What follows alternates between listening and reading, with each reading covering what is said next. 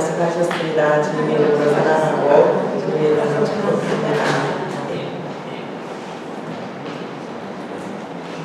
신앙생활도 오랫동안 하고 또 나름대로 이제 말씀 보고 기도하고 우리가 이제 성령으로 온전히 우리 자신을 다스려주는 그런 삶을 성령 충만한 삶이라고 말하잖아요.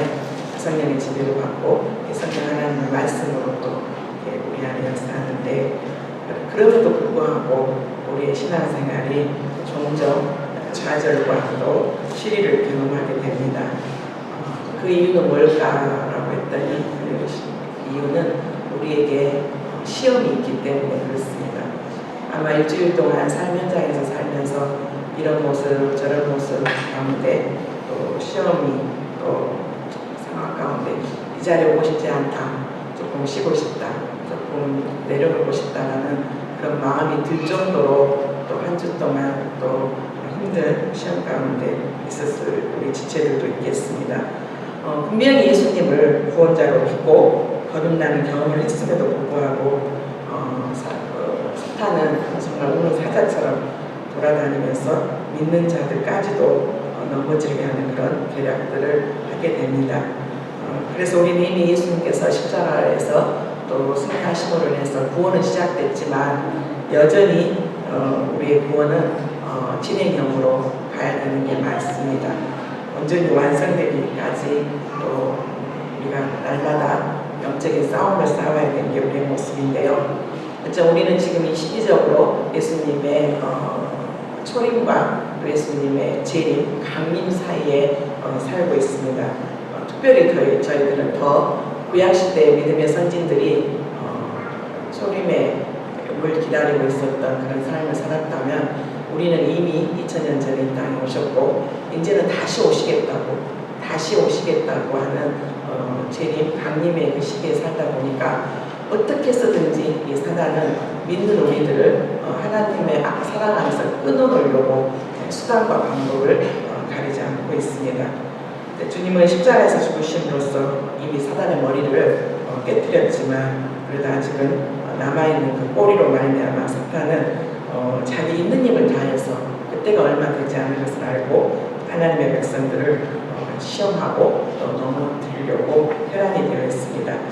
성경에는 두 가지 시험을 이야기하고 있습니다. 우리가 읽었던 야고보서의 말씀도 두 가지 시험을 이야기를 하고 있는데 본문 말씀 1장 12절부터 우리가 16절까지 읽었습니다. 12절에 있는 시험과 또 13절부터 시작하는 시험이 우리 한글은 똑같이 시험으로 이렇게 표현됐지만 12절에 있는 시험과 13절부터 있는 시험은 조금씩 다릅니다. 근데 이 성경에는 두 가지 이렇게 시험을 말하고 있는데 이 시험의 주체와 목적에 따라서 이제 다르게 살펴볼 수가 있는데 우리가 읽었던 이 12절 말씀, 시험을 참는 자는 복이 있나니 그는 시련을 견뎌낸 자가 주께서 자기를 사랑하신 자들에게 약속하신 생명의 면류관을 얻을 것이기 때문이다. 이 시험은 바로 하나님께서 성도들을 훈련시키기 위해서 또 하나님이 허락하신 것입니다. 우리가 때로는 이것을 테스트의 시험이라고도 말하는데 이것은 하나님께로부터 오는 것으로 어떤 일에 우리가 정말 하나님께서 자격이 있는지 없는지 또 그것을 인내 가운데 또 견디면서 하나님께서 그 일들을 또 허락하셔도 되는지 되지 않는지에 대해서 또 결국은 우리에게 성령의 면류관, 즉 우리의 신앙을 성숙시키고 이로써 하나님의 일들을 구원의 일들을 성취해가는 것이고 이제 13절부터 말씀하는 시험, 오늘은 그 시험에 대해서 조금 더 나누려고 하는데요. 13절부터 나오는 이 시험, 이거는 성도를 멸망시키기 위해서 사탄이 행하는 유혹입니다. 그래서 사람이 시험을 받을 때 내가 하나님께 시험을 받는다 하지 말지니 하나님은 악에게 시험을 받지도 아니하고 친히 아무도 시험하지 아니하시느니라. 우리가 이 시험을 너무 잘 알고 있는 템테이션의 시험이라고 합니다. 바로 사람의 정욕과 세상의 풍조를 이용해 사람을 넘어뜨리려고 하는 이러한 시험인데요. 이 사탄이 시험하는 그 경로가 세 가지의 시험이 있는데 첫 번째는 직접적인 공격입니다. 우리가 한 주 동안 살아오면서 아니면 계속해서 이 신앙생활 하는데 늘 성령 충만하고 늘 기쁨만 있고 늘 은혜만 넘치면 얼마나 좋겠어요. 그런데 이 사단은 어느 순간 또 틈을 타고 들어와서 우리의 마음을 혼미케 하고 우리의 마음을 흔들어 놓을 때가 있는데, 이 사단의 직접적인 공격, 이 사탄이 직접적으로 공격하는 이유가 있겠잖아요. 모든 일들에는 다 이유가 있고 목적이 있는데, 이 특별히 하나님의 자녀들을 또 미혹으로부터 이끄는 이 직접적인 공격 안에서 우리가 가지고 있는 하나님에 대한 의식을 희미하게 만드는 것이 이 사단의 목적입니다. 우리가 하나님과의 관계를 의심하게 하는 것, 우리가 한 주 동안 여러 가지 많은 시험 안에서 물질적인 문제 때문에 또 시험에 있었거나 아니면 나의 안에서 건강의 문제, 우리가 우리 성도님들, 특히 우리 성도님들의 가족들이 많은 질병 가운데 지금 투병 가운데 암으로 인해서 또 제일 힘들다라는 암 사기에 갇혀서 이렇게 성도님들 가족들 안에 동생이나 또 어머님 이렇게 또 여러 가족들 가장 내가 아플 때 가장 많이 힘들지만 또 가족이 힘들 때 또 특히 부모님이나 형제 자매가 아플 때 마음이 너무 힘들잖아요. 근데 이 모든 이 질병이 사단으로부터 오는 시험이라고 할 수 없지만 우리가 경제적인 어려움을 당하든지 아니면 건강에 대한 부분이라든지 사람에 대한, 특히 사람도 내가 믿었고 그 다음에 교회 안에서 정말 신실하게 믿었던 사람들로부터 오는 그런 관계 안에서 오는 그런 시험들이 있을 때 우리에게 있는 가장 큰 고민은 뭐냐면 하나님에 대한 의식이 희미해지는 거죠. 정말 하나님이 살아계시면 내가 그렇게 신실하게 하나님을 믿고 또 정직하게 또 하나님을 또 이렇게 경외하고 그러는데 나에게 이런 시험이 왜 나에게 오는 걸까? 왜 나에게 이렇게 많은 고통을 허락하는 걸까? 하면서 하나님에 대한 의식을 희미하게 합니다. 우리가 이미 2주 전에도 함께 이야기를 나눴지만 욥의 시험, 욥은 한꺼번에 사랑하는 자녀 10명을 다 잃었고 자식들의 죽음뿐만 아니라 재산을 다 잃었고 또 아내로부터 버림받고 그리고 자기 안에서도 철저한 질병과 그 다음에 위로해 준다고 온 친구들로부터 정죄감을 계속 받는 그런 요 결국은 하나님의 주권에 우리가 맡겨야 된다는 것을 고백했지만 이 또 욥의 말씀과 내가 실제적으로 당하는 여러 가지 시험 안에서는 그리고 가까운 지인들과 또 가족들 안에 그런 고통을 당할 때 계속 끊임없이 우리에게 묻는 질문입니다.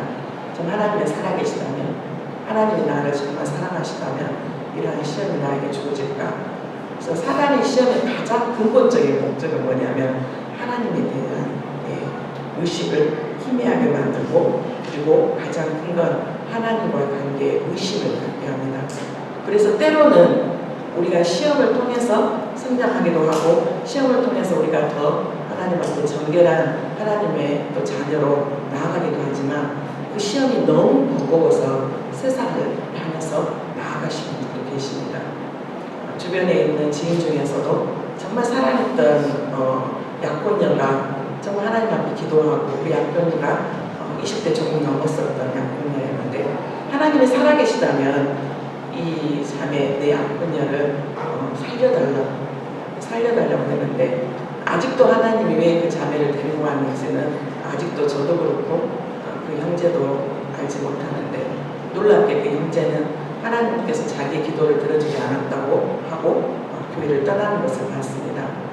하나님께서 그 형제에 대한 계획이 있으시다면 언젠가는 부르시겠죠. 언젠가는 부르시겠죠. 그런데 이러한 시험, 우리가 예기치 않고 생각지도 못했던 그런 시험이 닥쳐올 때 가장 사람이 원하는 목적은 하나님의 의식, 하나님에 대한 의식을 희미하게 하고 하나님을 의심하게 하는 것입니다. 정말 하나님 살아계실까? 하나님 정말 나를 사랑하실 건가? 정말 하나님이 살아계시다면 이 공의와 이 정의가 오늘 이 세상 그리고 정말 열심히 살아보려고 했던 열심히 살아본 것밖에 제가 없는데 왜 나에게 이런 어려움들이 있을까? 그런 많은 고민들을 하게 됩니다. 그리고 하나님의 말씀과 그의 신실성을 부인하기도 만듭니다. 오히려 어쩌면 성경 말씀을 보지 않고 그냥 내 뜻대로 내 마음대로 왔다 갔다 교회 마당만 바꿔가는 왔다 갔다 하는 사람들에게 그런 시험이 때로는 없을 수도 있습니다. 그런데 시험도 믿음의 분량만큼 주시더라고요. 이만큼 하나님께서 감당할 수 있다면 그만큼 주시고 도저히 감당하지 않을 것 같으면 하나님께서 허락하지 않은데 그래서 감당한 만큼 주시기 때문에 그거에 대한 또 좌절도 큰 것 같습니다. 날마다 말씀을 묵상하고 그 말씀 안에서 하나님께서 반드시 시건치 아니하시고 변개치 아니하시고 거짓말하지 않은 하나님이 반드시 그 약속을 허락하신다고 믿지만 그 시험의 기간이 오래되고 그 시험의 강도가 깊어지면 깊어질수록 우리는 정말로 어느 정도까지 나아지게 되냐면 정말 이 하나님의 말씀이 정말 살아있는 하나님의 말씀일까? 정말 이 말씀이 나의 삶 가운데서도 정말 이루어질까? 도대체 내가 말씀 보고 기도하는 것이 이게 나에게 얼마만큼의 나의 삶 가운데 효력이 되는 것일까? 그러면서 사단은 끝없이 우리의 마음을 흔들어 놓습니다. 그래서 하루에도 여러 번씩 좌절과 절망과 낙담 가운데 그러면서 또 하루를 보내고 그래서 때로는 죽지 못해서 사는 여러 가지 상황들이 있게 됩니다. 지난주에 신방을 하게 됐는데 신방하는 자매님께서 하셨던 말씀 목사님 왜 요즘 믿는 사람들이 자살을 너무 많이 하나 최근에 유명했던 연예인들부터 시작돼서 방송인들의 죽음을 당하는 스스로 목숨을 끊는 그런 상황들이 벌어졌습니다. 그분이 그렇게 말씀하십니다. 내가 너무 좋아했고 그분의 모든 방송과 그 모든 것들을 좋아했는데 그럴 때 놀랍게 그분들이 기독교인이었다는 거예요. 기독교인이었기 때문에 더 절망스럽고 더 힘들었었다고. 근데 그분들이 결국 성령의 충만함과 성령의 은혜를 경험하지 못하는 분들이 아니었어요. 교회 안에서도 중진으로서도 역할도 있고 열심히 선교도 받고 열심히 많은 그분들 안에서 섬겼던 부분들인데 너무나 많은 좌절들과 비난들과 그런 모든 것들이 오니까 스스로 목숨을 끊어버리는 가끔 자살을 시도했다가 다시 하나님께서 기회를 주셔서 사신 분들에 대한 간증들을 들어보게 됩니다. 그들은 그렇게 말한다고 합니다. 사단은 너가 죽으면 모든 것이 다 끝이야. 이 모든 고통과 이 모든 것들에서 너만 사라지면 다 해결될 수 있어 하면서 속삭이는 그 상황들. 우리는 적어도 우리의 육신의 장막을 벗을 때 그것이 끝이 아니라 반드시 우리의 삶의 행위대로 우리가 심판대 앞에 주님 앞에 선다는 것을 알고 있습니다. 정말 이 사단의 속삭임처럼 너만 죽으면 그냥 목숨 끊어버리면 끝나는 고통이 아니죠. 우리의 육신의 장막을 벗은 것은 길어도 80년 아무리 육술이 발달한다 할지라도 100년이지만 그 이후의 사후의 생애는 반드시 천국이 있고 반드시 지옥이 있고 지옥은 알다시피 그 어마어마한 고통 가운데서도 죽지 못하고 살아가야 돼요. 그게 시간이 영원한 삶이라는 거예요. 그런데 사단은 이렇게 시험을 주는 목적이 하나님의 말씀과 그의 신실성 무슨 지옥이 있어 무슨 천국이 있고 무슨 지옥이 있어 이 세상이 이미 나는 지옥인데 이미 나는 지옥을 경험하고 있는데 내가 죽어서 지옥을 간다 할지라도 후회가 없다라고 목숨을 스스로 끊는 기독교인들이 많아지다. 너무 마음이 아픈 부분입니다. 우리 안에서 이 직접적인 공격, 이 직접적인 공격 안에 우리가 늘 기억해야 될까? 하나님에 대한 신실성, 말씀에 대한 약속에 대한 부분들 끝없이 오는 우리 안에 의심들. 그리고 두 번째는 세상을 통해서 오는 공격들이 있습니다. 어쩌면 요즘 세상은 여기서 세상이라는 것은 하나님을 등진 채 형성된 사고방식과 가치관, 문화, 문물제도나 이 구조들을 총칭해서 하는 말인데 이 세상을 통해서 오는 공격들이 심합니다.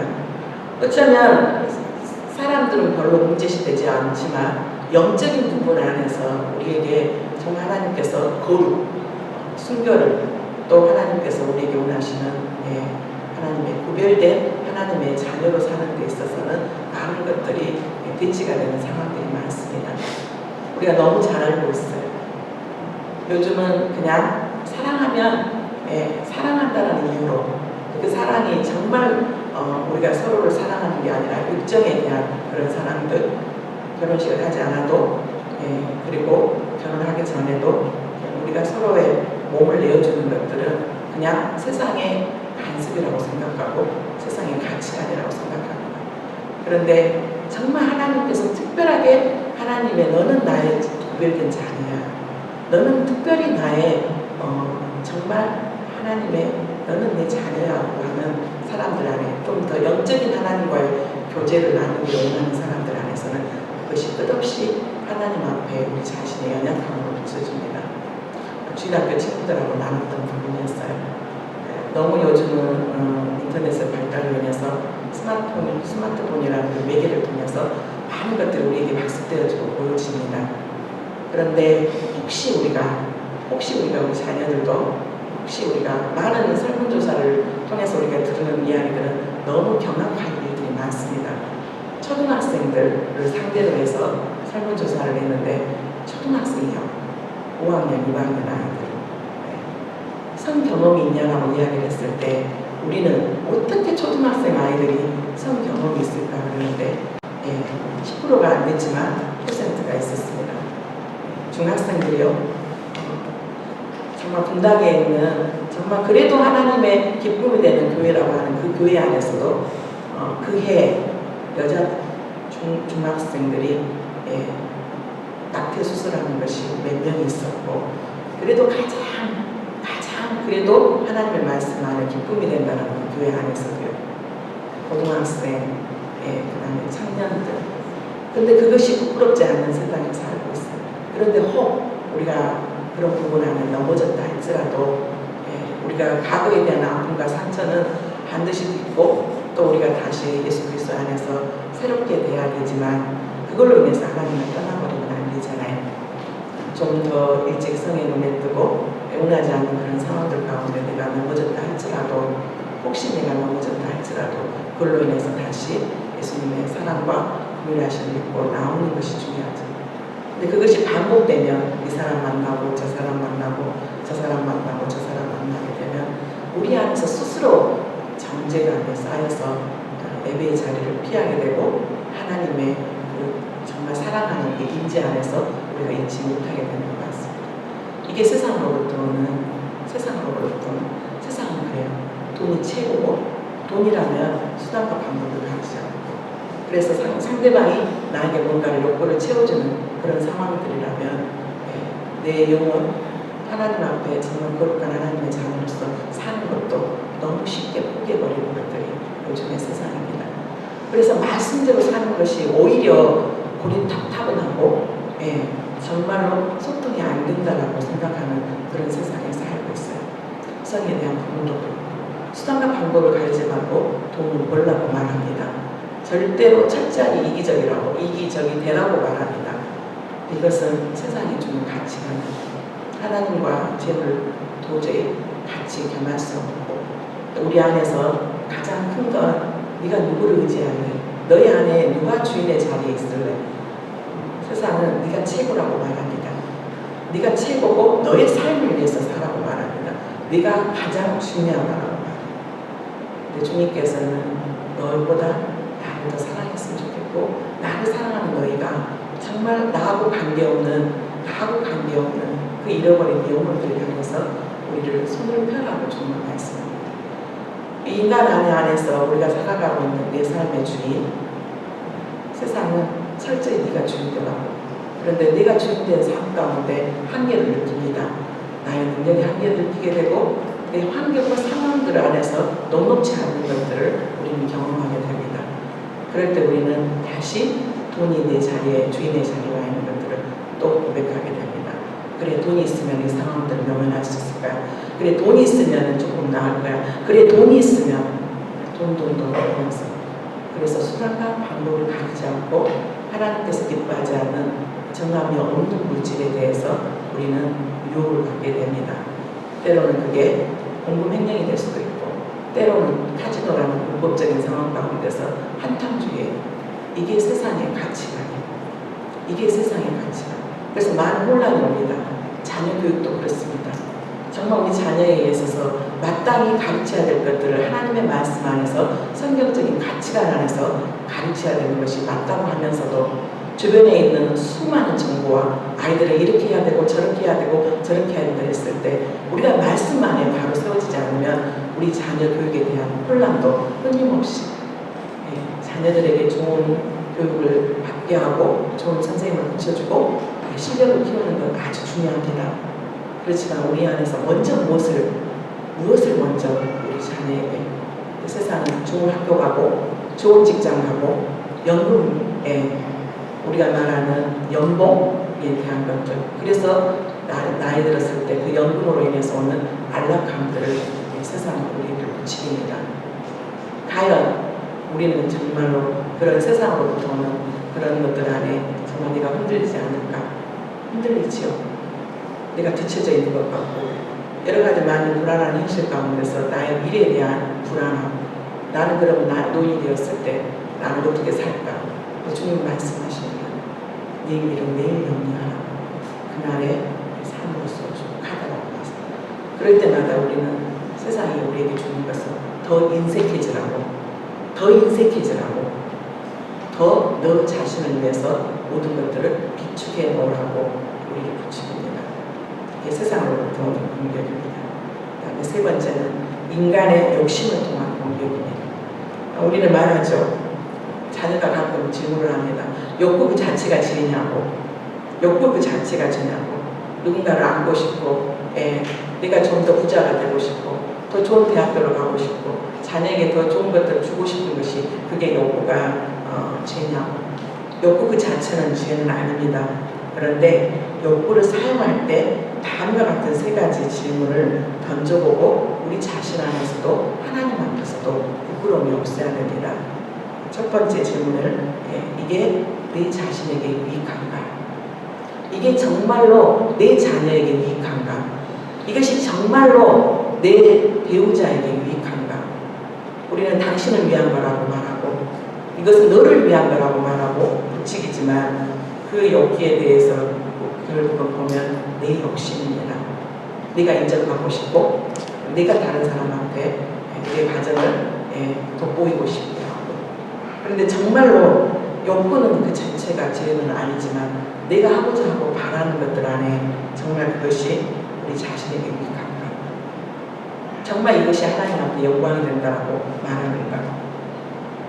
그런데 두 번째 질문에 다시 한번 그 욕구에 매여서 거기에 오히려 노예 상태로 빠지게 되는지는 그 노예 상태 안에서 빠지게 되고 있는 내 상황은 어쩐지 우리는 돈의 노예 상태에서 빠지게 되고 때로는 자녀가 우리 얼부가 되는 경우가 있고 때로는 많은 부분들 안에서 거기에 노예 상태에서 이러지도 못하고 저러지도 못한 상황 가운데 있습니다. 네가 바라고 원하는 게 정말 그게 하나님의 영광을 위한 것인가? 모든 사람들을 유익하기 위해서 하는 것인가? 정말 그 안에 나의 욕심은 내 욕심은 거기에서 빠져 있는 것인가? 그 욕구를 사용함으로써 다른 사람들의 신앙이나 다른 사람들에게 불이익을 주는 것은 없는가?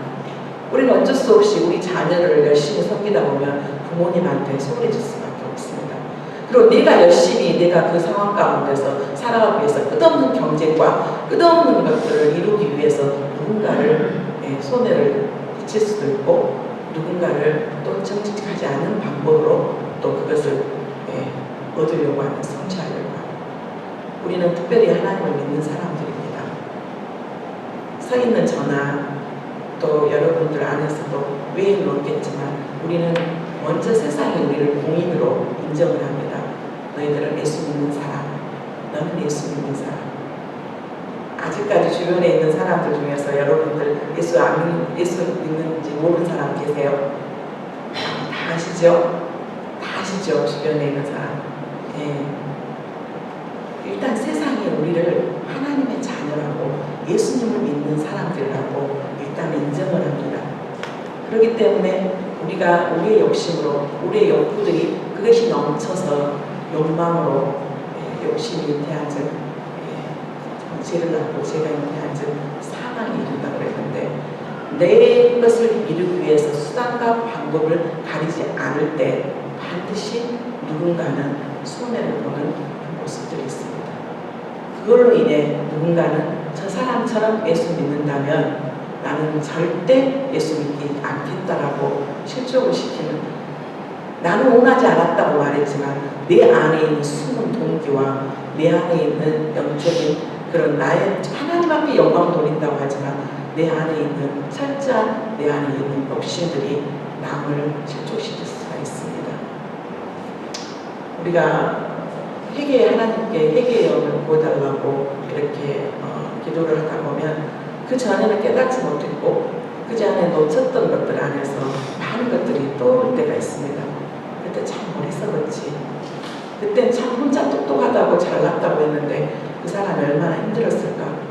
보이지 않게 그 사람에게 돌아가야 될 그런 모든 경제적인 것들이 내가 간접적으로 내가 착취할 수도 있고 그 사람이 누려야 될 어떤 상황들 안에서 네가 가졌을 때도 있고 우리 자녀가 있을 그 자리에 우리 자녀가 있는 게 아니라 누군가의 자녀가 있어야 되는데 내 욕심과 나의 수단과 방법을 가리지 않는 잘못된 과정과 상황들 가운데 누군가는 피눈물을 흘렸을 수도 있다는 말씀입니다.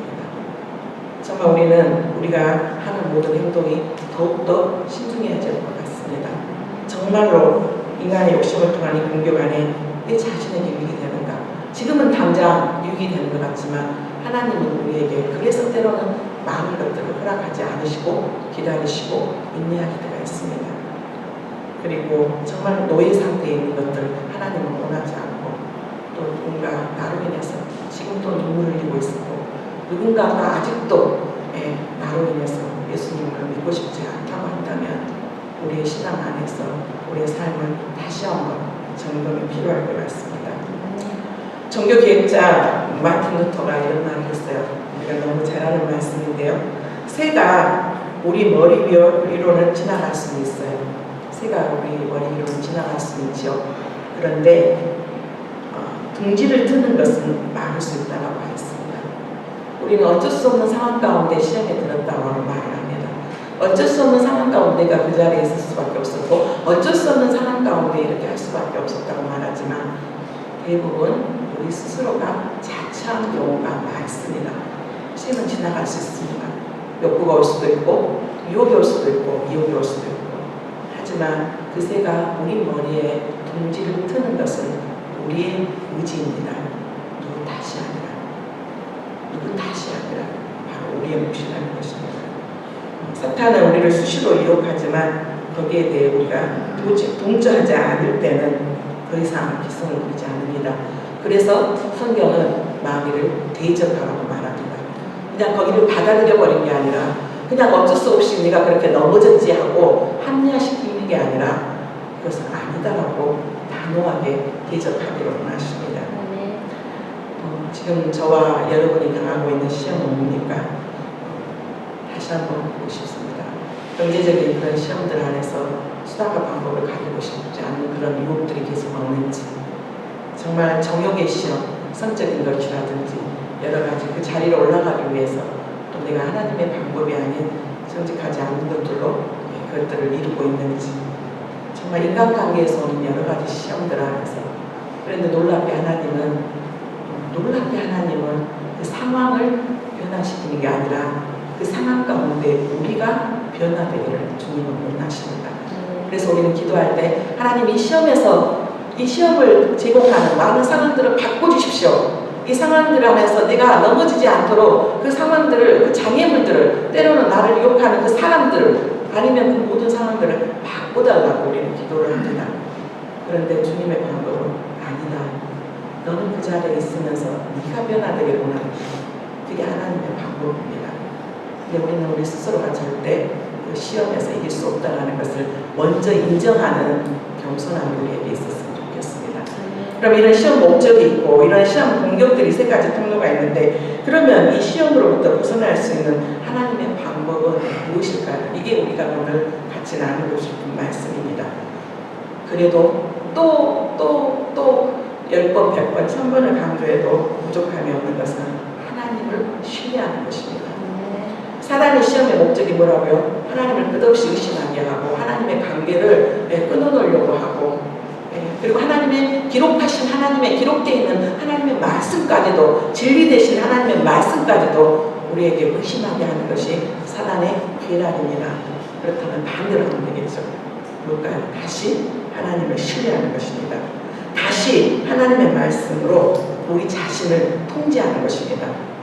하나님의 말씀, 성령의 검밖에 우리를 사단으로부터 오는 공격과 모든 것들 방어를 할 수 있는 유일한 것이 바로 하나님의 말씀을 통해서 우리에게 약속하신 것들을 다시 붙잡는 것입니다. 내가 믿는 대상이 사람이 아니라 환경이 아니라 누군가의 줄을 서서 그 사람이 나를 도와준 게 아니라 사람은 오늘 변하고 내일 변합니다. 오늘 나를 싫다고 해놓고 그 다음에는 또 네가 괜찮다라고 나를 초청합니다. 그러면서 또 변합니다. 이게 사람의 모습이에요. 저 자신도 마찬가지예요. 다시 하나님을 신뢰하는 것. 하나님의 말씀을 마음에 두라는 말씀이 성경에 많죠. 말씀을 마음에 두라. 이 말씀을 암송하여 마음판에 새기는 것을 뜻합니다. 우리가 거듭나고 하나님의 자녀로 다시 태어나면 우리는 시험을 이길 권세를 이미 하나님께서 우리에게 주셨습니다. 예수 그리스도 안에서요. 이것은 우리가 강해서가 아니라 하나님의 아들 예수의 이름의 권세가 강하기 때문에 그랬습니다. 하나님이시면서도 하나님의 아들이신 예수님도 공생의 기간에 명예와 물질과 그리고 모든 세상을 가지고 사단은 예수님을 넘어뜨리기 위해서 시험했습니다. 그때 예수님께서 늘 시험에서 이길 수 있었던 그 세 가지 시험에서 이길 수 있던 유일한 것이 기록되었을 때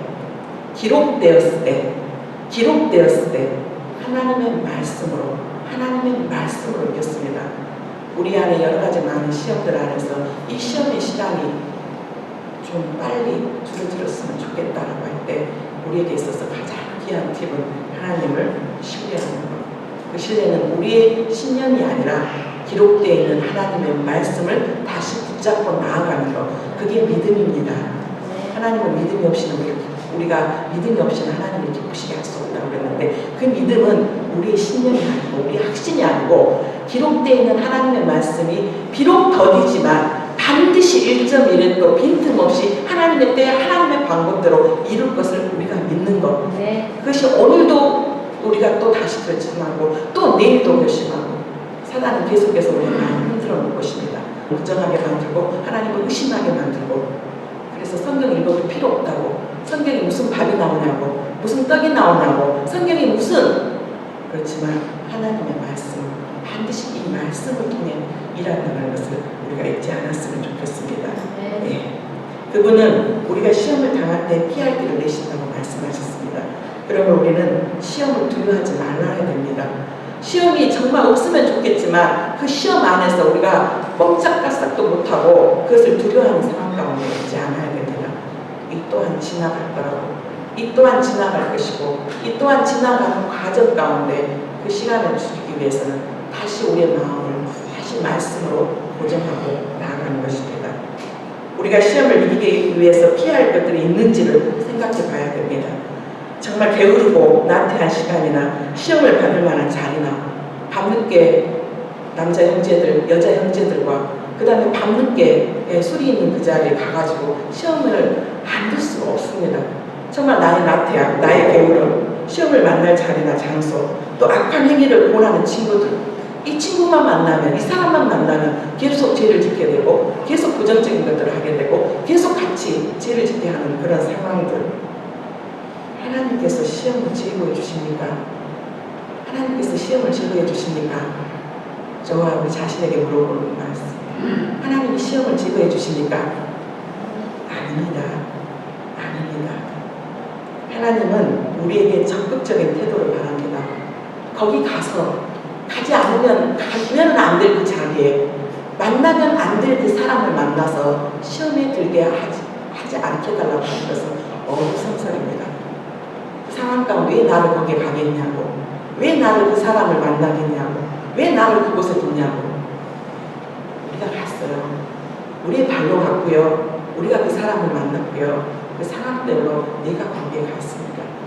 우리가 기억해야 될 것, 하나님은 그 시험을 제거해 주지 않습니다.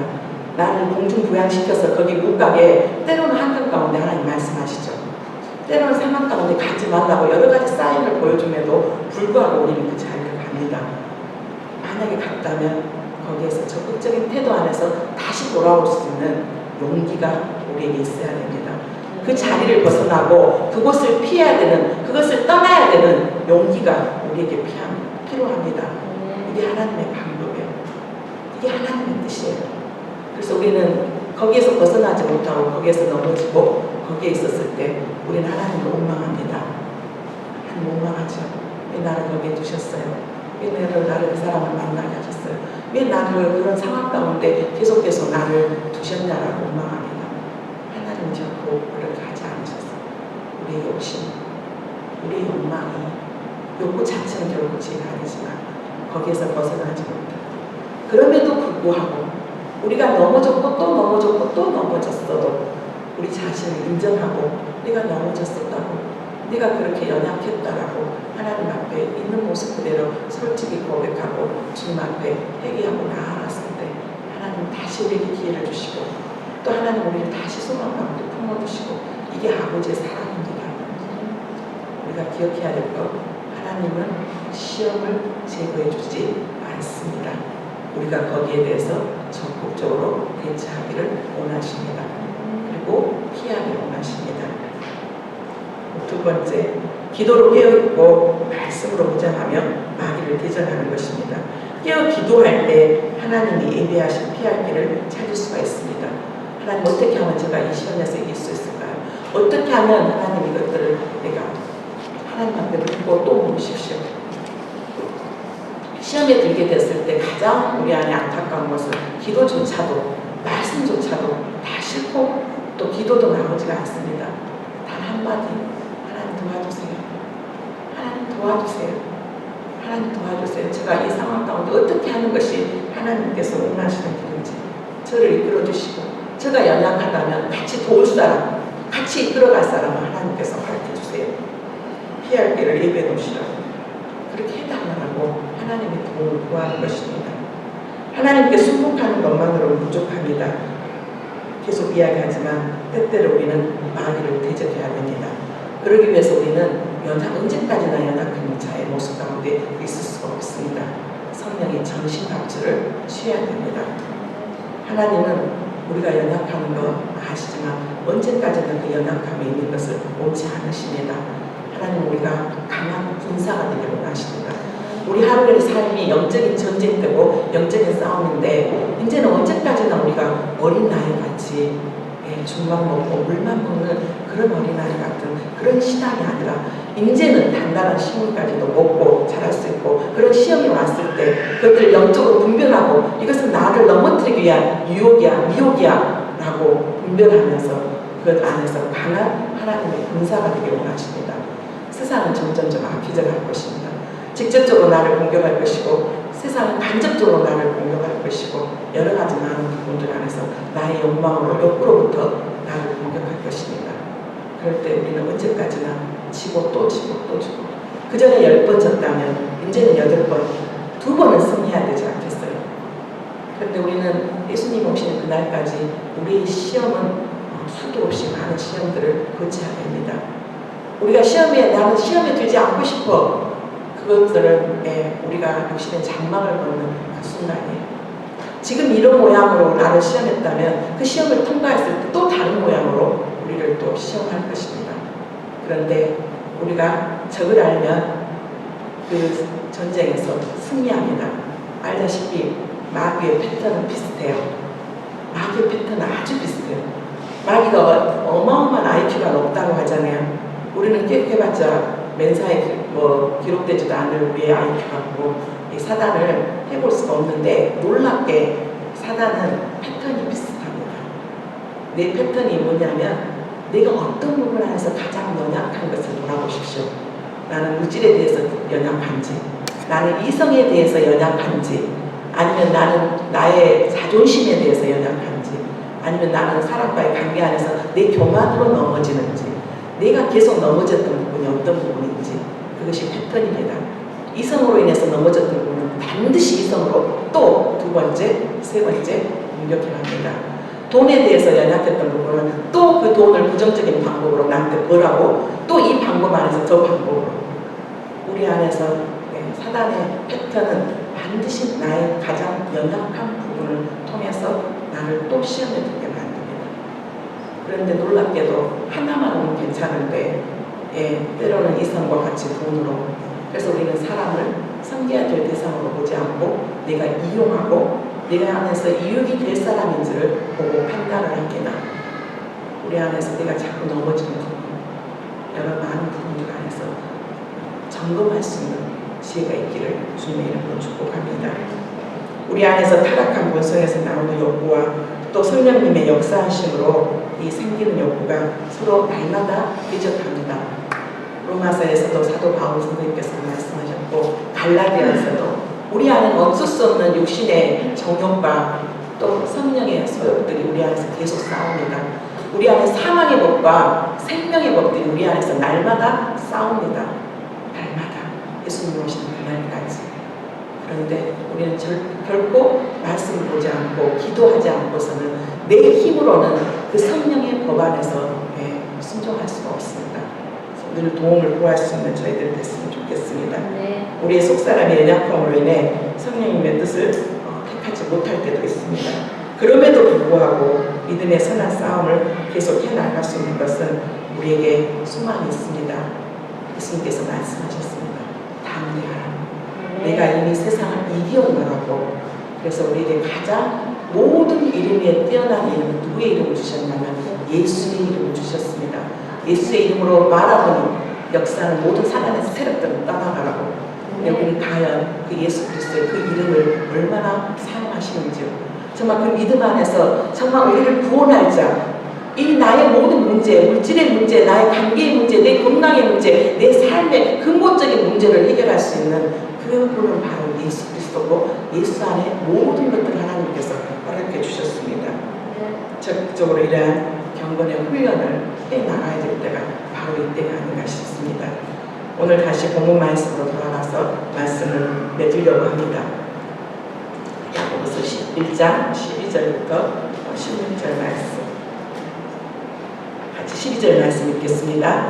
시험을 참는 자는 복이 있나니 이는 시험을 견뎌낸 자가 주께서 자기를 사랑하는 자에게 약속하신 생명의 결과를 얻을 것이기 때문이라. 이 시험에 있는 자들도 있을 것입니다. 하나님께서 큰 것을 주기 위해서 우리가 그릇으로 깨끗한 그릇으로 하나님의 쓰시기에 합당한 그릇으로 사용하기 위해서 우리에게 여러 가지 시련을 주실 때 우리가 인내하면서 저희가 참는 그리고 반드시 그 사랑하는 자들에게 약속하신 생명의 멸관을 얻을 것이기 때문이라고 이미 하나님은 완료로 약속을 해주셨습니다. 우리가 이 시험을 이기는 그리고 오늘 우리가 봤던 이 시험은 13절부터 있는 유혹입니다. 같이 읽겠습니다. 사람이 시험을 받을 때 내가 하나님께 시험을 받는다 생각하지니 하나님은 남에게 시험을 받지도 아니하시고 친히 아무도 시험하지 아니하시느니라. 우리의 욕심으로 인해서 오는 이러한 시험은 하나님께서 주신 것이 아닙니다. 우리가 늘 기억하시고 그래서 이제 하나님을 더 이상 원망하고 하나님을 떠나는 일이 없었으면 좋겠습니다. 14절 오직 각 사람이 시험을 받는 것은 자기의 욕심에 끌려 미혹됩니다. 그래서 세 가지 것을 늘 점검할 수 있었으면 좋겠습니다. 이게 정말 나에게 유익한가? 정말 이것이 내가 좋다고 하면서 거기에 노예 상태에서 묶여있지는 않은가? 나의 욕심으로 말미암아 누군가가 손해를 보고 있지는 않은가? 오직 각 사람이 시험을 받는 것은 내 욕심 때문에 미혹된 것을 반드시 기억할 수 있는 저희가 되기를 원하고 15절 욕심이 잉태한 즉 죄를 하고 죄가 장성한 즉 사망을 하느니라. 애쓰지 않고 기도하지 않고 나에게 오는 것들은 반드시 나를 올가매는 노예가 됩니다. 내가 열심히 노력하지 않은 불법적인 방법으로 내가 취했던 돈은 반드시 그 돈이 나에게 올무가 됩니다. 정말로 내가 옳지 않은 상황 가운데 이용하려고 했던 그 사람은 결코 나의 동역자가 아님을 기억할 수 있는 저희가 됐으면 좋겠습니다. 15절 말씀입니다. 욕심이 잉태한 즉 죄를 낳고 죄가 장성한 즉 사망을 낳는지라. 지금 당장 모든 것들이 화려하고 모든 것들이 된 것 같지만 그 안에 우리의 의도와 이 모든 것들이 나의 욕심으로 인해서 빚어진 내 스스로가 끌어들이는 시험이라면 우리가 16절 말씀 안에 내 사랑하는 형제들아 서두지 말라. 우리는 많은 삶 가운데 가장 똑똑하다고 가장 내가 나의 경험과 나의 모든 것들이 완벽하다고 하는 그때 우리는 속고 그 소금 안에서 우리가 발발하지 못할 때가 너무 많습니다. 오늘 하나님께서 주신 여러 가지 많은 상황 주님 이 시간 같이 기도했으면 좋겠는데